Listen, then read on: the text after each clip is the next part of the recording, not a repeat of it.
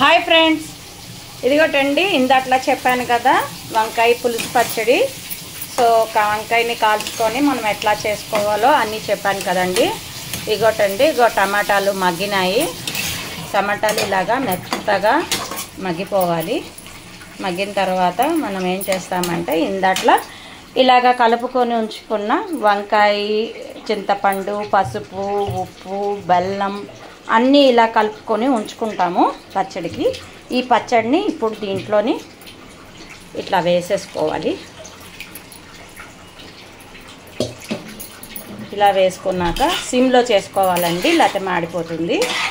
ఇదిగోటి చూడండి, దీన్ని మనము ఇట్లా కలిపేసుకొని మొత్తం అంతా 4 వైపులా కూడా ఉల్లిపాయ, టమాటా అది ఏదైతే ఉంటుందో అన్నీ బాగా కలుపుకోవాలి.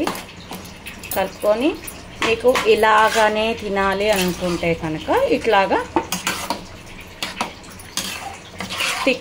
ఇంత థిక్నెస్తోనే తినచ్చు అనుకుంటే తినండి, పర్వాలేదు. నేనైతే కొంచెము వాటర్ వేసుకుంటాను.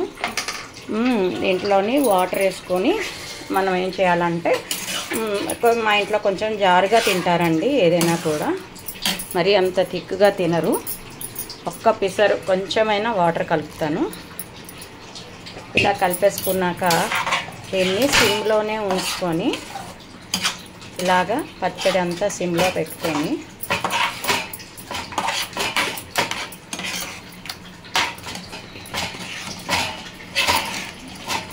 ఇలా కలుపుతూ ఉండాలండి 1 నిమిషము. మరీ అదేమీ బాయిల్ అవ్వక్కర్లేదు.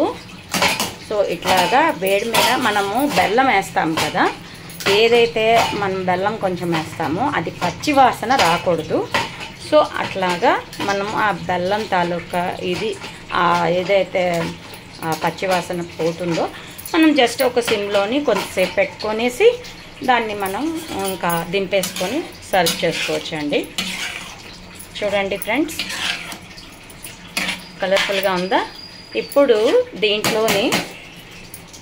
దీంట్లోని ఏం చేయాలంటే, మనము కొత్తిమీర ఇలాగా చాప్ చేసుకొని పెట్టుకుంటాం కదా, ఈ కొత్తిమీరని బాగా వాష్ చేసుకోవాలి. లేకపోతే ఇసుక అనేది ఉంటుంది, అప్పుడు మనం పచ్చడి తిన్నప్పుడు ఇసుక అనేది పంట కిందకి వస్తుంది.